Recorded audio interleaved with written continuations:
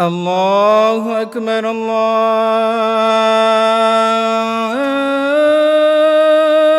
الله أكبر الله أكبر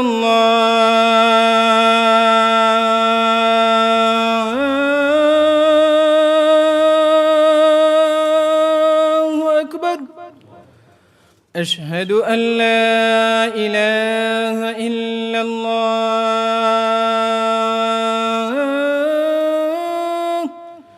أشهد أن لا إله إلا الله أشهد أن محمدًا رسول الله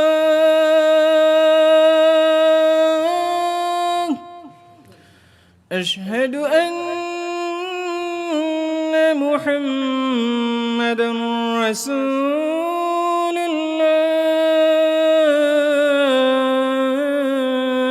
الله حي على الصلاة حي على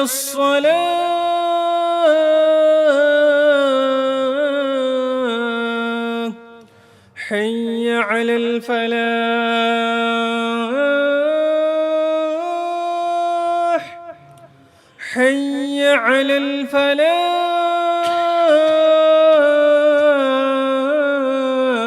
الفلاح الله أكبر الله أكبر لا إله إلا الله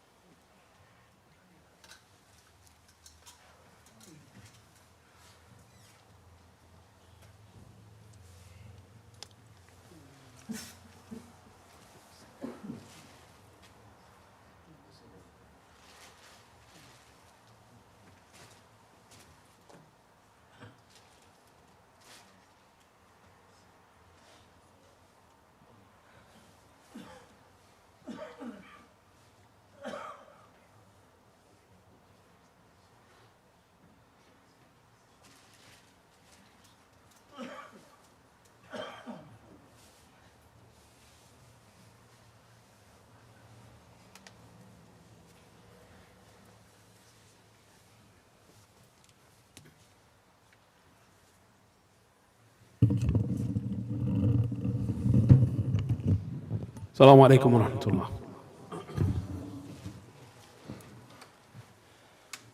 الله أكبر الله أكبر الله أكبر الله أكبر أشهد أن لا إله إلا الله أشهد أن لا إله إلا الله أشهد أن محمدا رسول الله أشهد أن محمدا رسول الله حي على الصلاة حي على الصلاة حي على الفلاح حي على الفلاح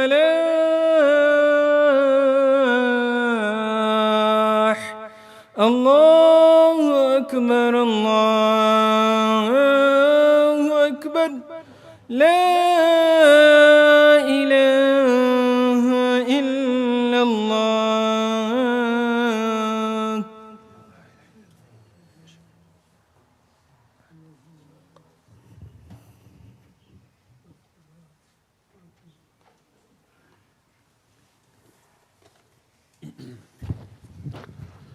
إن الحمد لله نحمده ونستعينه ونستغفره ونعوذ بالله من شرور أنفسنا ومن سيئات أعمالنا من يهده الله فلا مضل له ومن يضلل فلا هادي له وأشهد أن لا إله إلا الله وحده لا شريك له وأشهد أن محمدا عبده ورسوله. أما بعد فإن أصدق الحديث كتاب الله وخير الهدي هدي محمد صلى الله عليه وسلم. أعوذ بالله من الشيطان الرجيم. كنتم خير أمة أخرجت للناس تأمرون بالمعروف وتنهون عن المنكر وتؤمنون بالله. In this verse, Allah states the principle that will never change, that the Muslims are the greatest nation ever to come out of humanity because of these specific things that they do, their characteristics. And these specific three: تأمرون بالمعروف, that you enjoin every good and you forbid every evil, and you do all of that because you believe in Allah.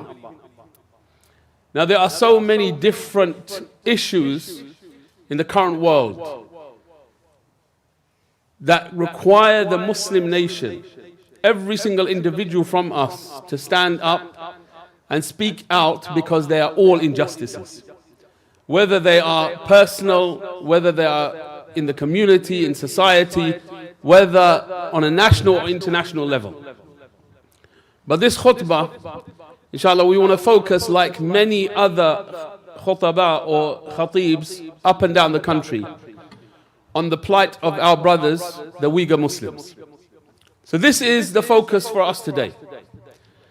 Now, when starting with this topic, just the other day in Westminster, there was the Uyghur Tribunal, where harrowing cases and survivors told their stories about what happened to them in those concentration camps that have been created for Muslims, where so much torture is going on that, just to mention it and bring it to your mind brings chills down your spine.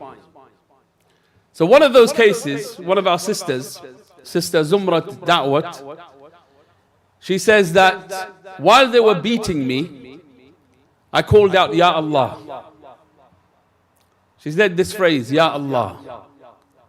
Calling out to Allah like any single one of us would do. In fact, this shows her iman.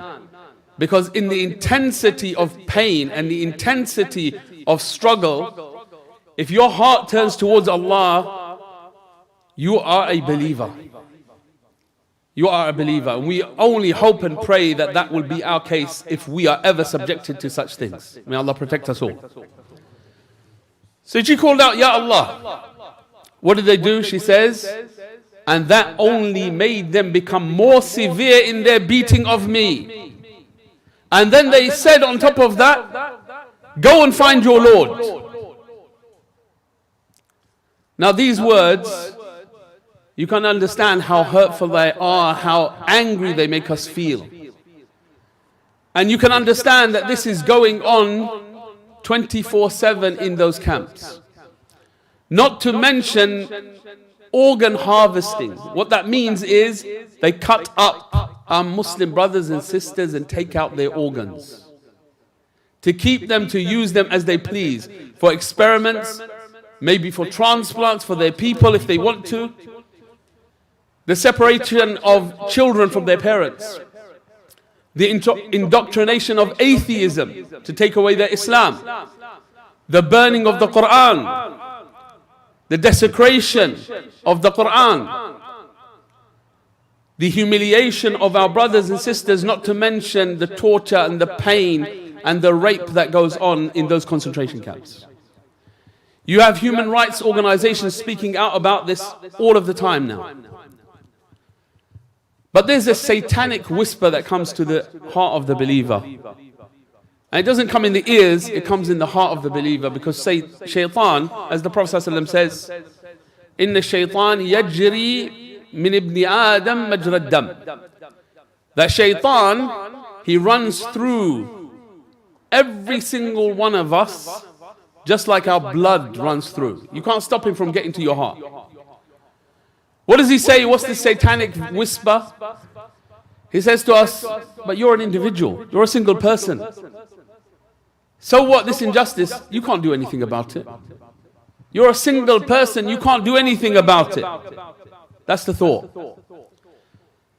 And I want you to turn your attention to that common rule and principle that we all know. If you defeat the enemy in their hearts, you don't need to defeat them on the battlefield. That's exactly what happens. When that satanic whisper comes to us, you're a single individual, what can you do? When it comes, it overtakes us and we become powerless. And then what happens? We do absolutely nothing. We do absolutely nothing. Now let's look at this from the core. Islam. What does Islam tell us? Quite frankly, the rule is very simple. It never changed. The Prophet ﷺ, he said, Ista'in billahi wa la ta'jaz. Seek Allah's help and never feel powerless. Seek Allah's help and never feel powerless. Now let's further emphasize it. In the story of our sister, just imagine, she was going through that torture, that oppression, in every single way for 60 days. But miraculously, one man and his action saved her. One man, one action, against who? Against the up and coming superpower China. If it's not already the superpower. No one dares in the world to speak out against China. No one dares to do anything against China. This man, single man, spoke out, did something, and through him, our sister was released. Who was he? Her husband. Her husband. What did he do? He threatened the Chinese officials that if you don't release her and you continue like this, I'm going to go to the media. I'm going to expose you. That's it. And he persisted in that until they released her. She spent 60 days in there, but then she was released. A single man. He didn't have that defeatist mentality that I cannot make a difference. Just because they have the power and they are such and such, I can't do anything. It reminds us very clearly of what Allah teaches us throughout the Quran. Whenever oppression, injustice, sin, transgression, whenever it happens, what is our duty? Allah describes that situation, Ashab al-Sabt, from Bani Israel. And we all know the story in Surah Al-A'raf, where Allah mentions that Bani Israel were ordered not to work and set their fishing nets out on the Sabbath, the Saturday. And what they did was trickery to get around the command of Allah. This is injustice. This is sin and transgression.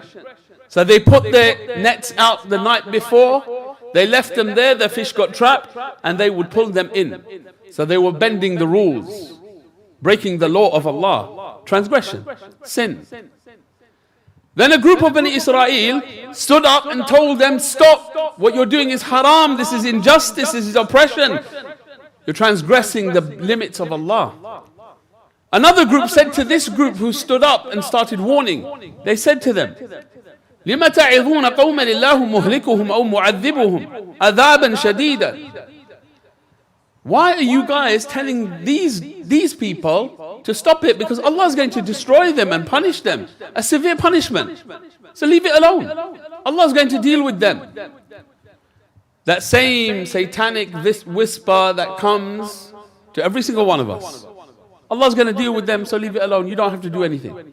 Sit down and relax and enjoy your life. Don't get involved and trouble yourself. Allah is going to deal with them. That's not what Allah wanted. So listen to their answer and their response to these people. Because every time that whisper comes to you, this is your response from the book of Allah. قَالُوا مَعْذِرَةً إِلَىٰ رَبِّكُمْ وَلَعَلَّهُمْ يَتَّقُونَ. First and foremost, we're doing this, we must do this. So in front of Allah, we are blameless. We are blameless. We have fulfilled our obligation towards Allah to speak out and do what we can against the injustice. And the second reason why we can't stop, وَلَعَلَّهُمْ يَتَّقُونَ. Perhaps it just might be that whatever action I'm doing, how little it is, it might cause them to reflect and stop the injustice. It might. The Prophet ﷺ said in the famous hadith that we all know, مَنْ رَأَى مِنْكُمْ مُنْكَرًا فَلْيُغَيِّرْهُ بِيَدِهِ فَإِنْ لَمْ يَسْتَطِعْ فَبِلِسَانِهِ فَإِنْ لَمْ يَسْتَطِعْ فَبِقَلْبِهِ وَذَلِكَ أَضْعَفُ الْإِيمَانِ. He said, whenever one of you sees an injustice, then let him change it. Right, he did not say, just be a bystander and stay quiet. Listen to what the Prophet ﷺ says. Change it. No other option. Change it. Then he says, with your hand if you are able. If you can't do it with your hand, then do it with your tongue. And if you can't do it with your tongue, do it with your heart. Hate it, abhor it. Tell yourself this is evil, this is injustice. And that is the weakest level of Iman. And after that there is no Iman. There's so much in this hadith. Anytime you see an evil, if you do not do something about it, and the very least, you say to yourself, you tell yourself, this is haram. I hate this because it angers Allah. This is wrong. This is injustice, transgression. If you don't tell yourself that at the very least, you become complicit in that sin, transgression, and oppression. You join the other side. You join the side that Allah is going to punish. You imagine. That thought never came to us before. How much sin do we see around us, and we forget, because we're so normalized to it, we forget to even talk to ourselves and say, this is disgusting, despicable, hated. We forget. That's the problem. Now, when we take this concept in Islam, let's take it further. How many decades has this oppression been going on? In a land, Eastern Turkestan, which has been occupied by the Chinese government, the state, the persecution of our brothers and sisters. We know about the concentration camps. What do we have to do? What do we have to do? The Prophet ﷺ, he says, dirhamun سبق 100,000 dirham. 1 dirham, equated to £1, had more value and more weight than 100,000 dirhams. Say pounds. Then the Prophet ﷺ went on to explain how. One man, كان له dirhaman. All he had was 2 dirhams. His life's possessions were 2 pounds. فتصدق بأحدهما. So what he did was he gave sadaqah with one of them. So he only had, from his whole wealth for his life, he only had one left. And another man, a millionaire, he goes to his treasure trove of wealth, and he takes out 1,000 dirham, 100,000, sorry, and he spends that in sadaqah. And the Prophet ﷺ said that 1 dirham outweighed those 100,000. The one. Why? Because Allah established a principle for us. لا يكلف الله نفسا إلا ما آتاها.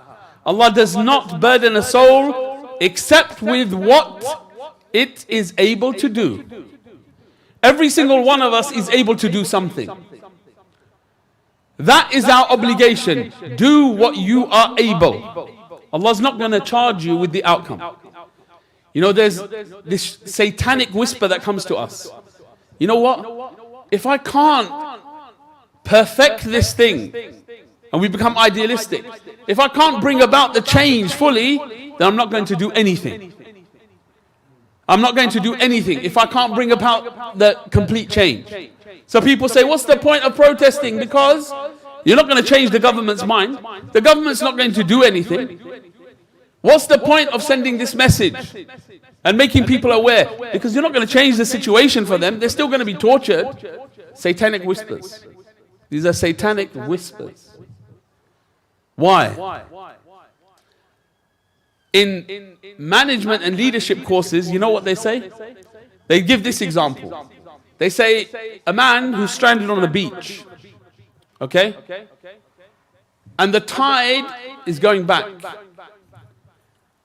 And what he sees on the floor is these starfish out of the water, and if they stay there, they're going to die.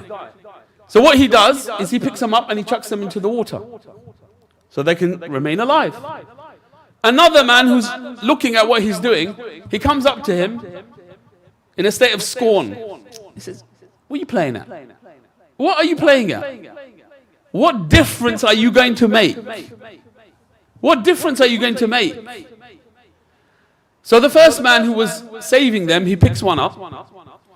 He puts it in front of his face. He shows him it.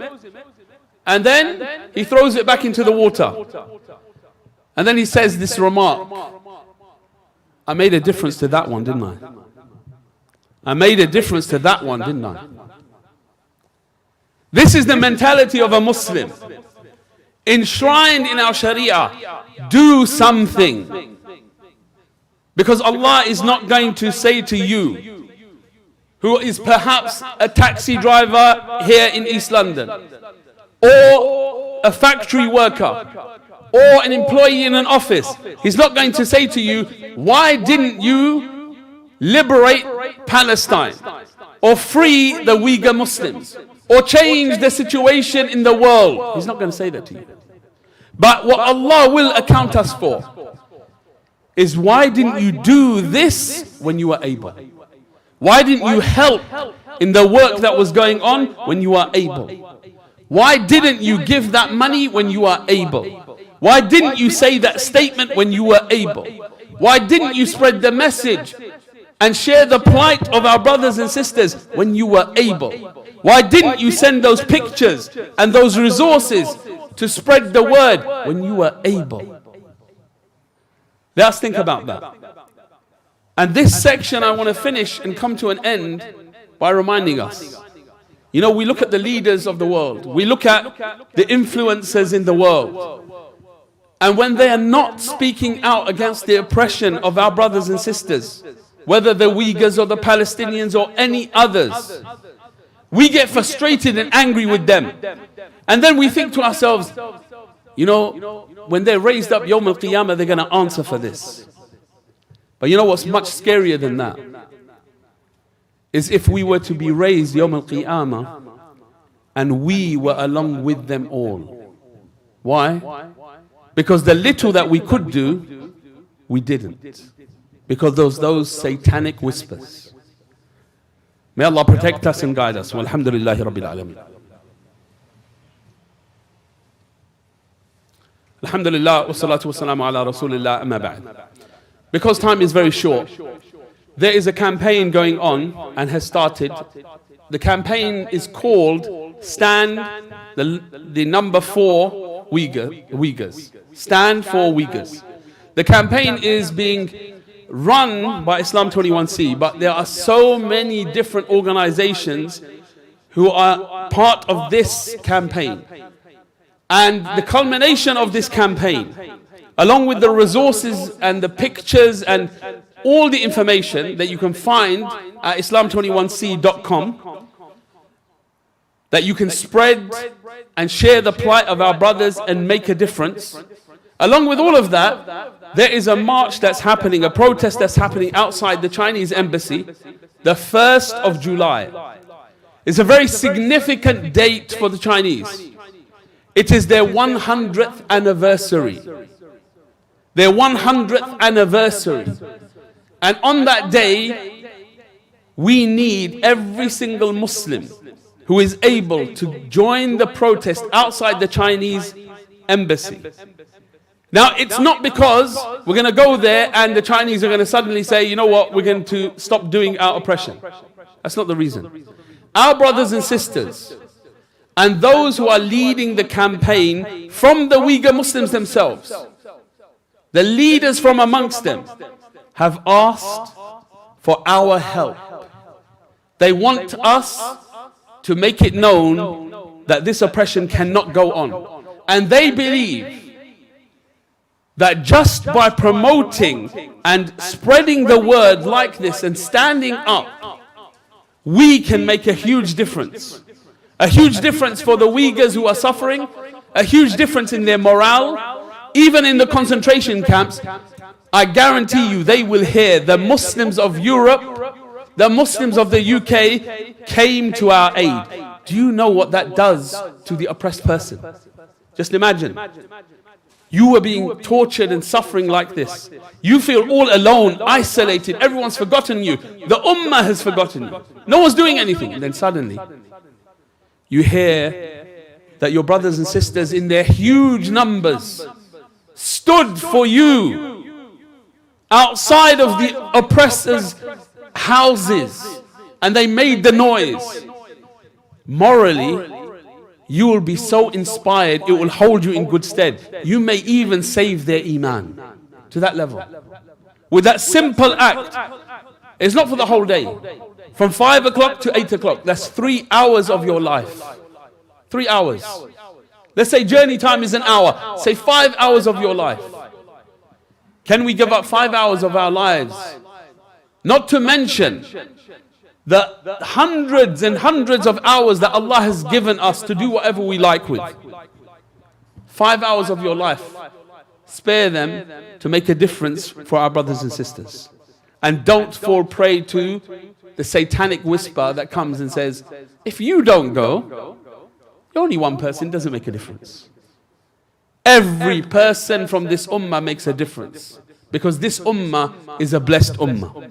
اللهم صل على محمد وعلى آل محمد كما صليت على إبراهيم وعلى آل إبراهيم إنك حميد مجيد اللهم بارك على محمد وعلى آل محمد كما باركت على إبراهيم وعلى آل إبراهيم إنك حميد مجيد ربنا آتنا في الدنيا حسنة وفي الآخرة حسنة وقنا عذاب النار ربنا ظلمنا أنفسنا وإن لم تغفر لنا ترحمنا لنكونن من الخاسرين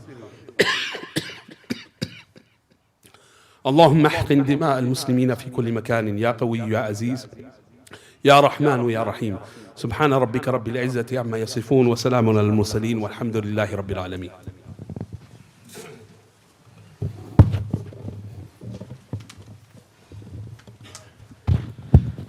الله أكبر الله أكبر الله أكبر الله أكبر. أشهد أن لا إله إلا الله أشهد أن لا إله إلا الله أشهد أن محمدا رسول الله أشهد أن محمدا رسول الله. حي على الصلاة حي على الصلاة حي على الفلاح حي على الفلاح. قد قامت الصلاة قد قامت الصلاة. الله أكبر الله أكبر لا إله إلا الله. Surrender the lines. الله أكبر.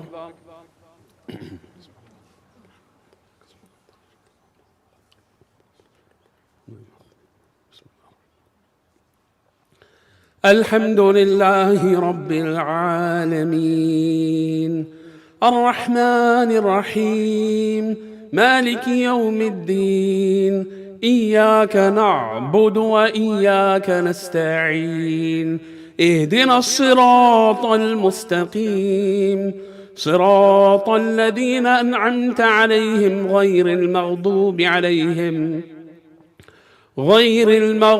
عليهم ولا الضالين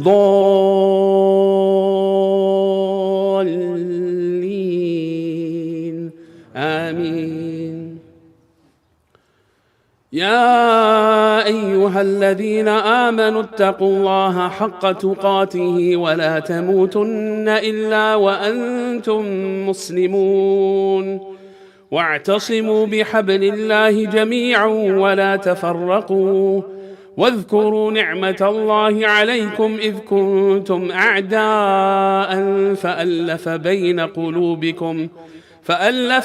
قلوبكم فأصبحتم بنعمته إخوانا وكنتم على شفا حفرة من النار فأنقذكم منها كذلك يبين الله لكم آياته لعلكم تهتدون. الله أكبر.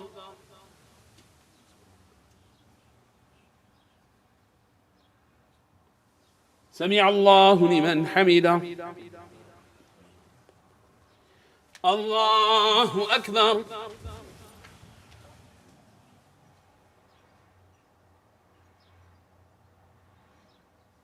الله أكبر. الله أكبر.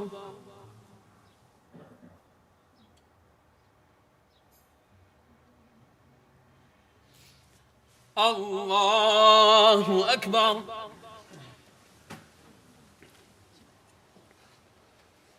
الحمد لله رب العالمين الرحمن الرحيم مالك يوم الدين إياك نعبد وإياك نستعين اهدنا الصراط المستقيم صراط الذين أنعمت عليهم غير المغضوب عليهم ولا الضالين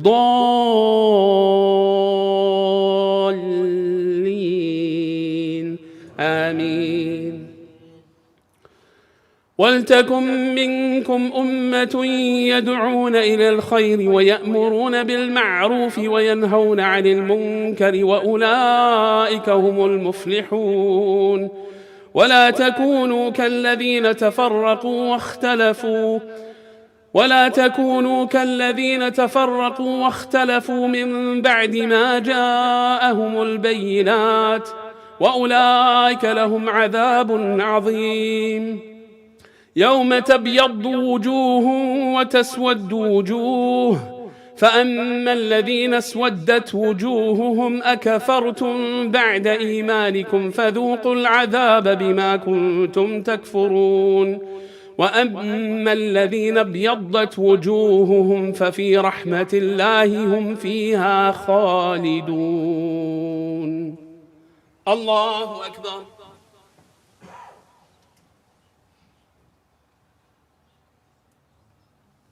سمع الله لمن حمده. الله أكبر.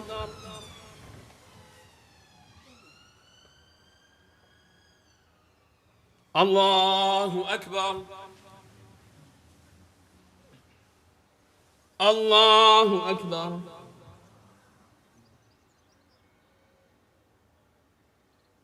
الله أكبر.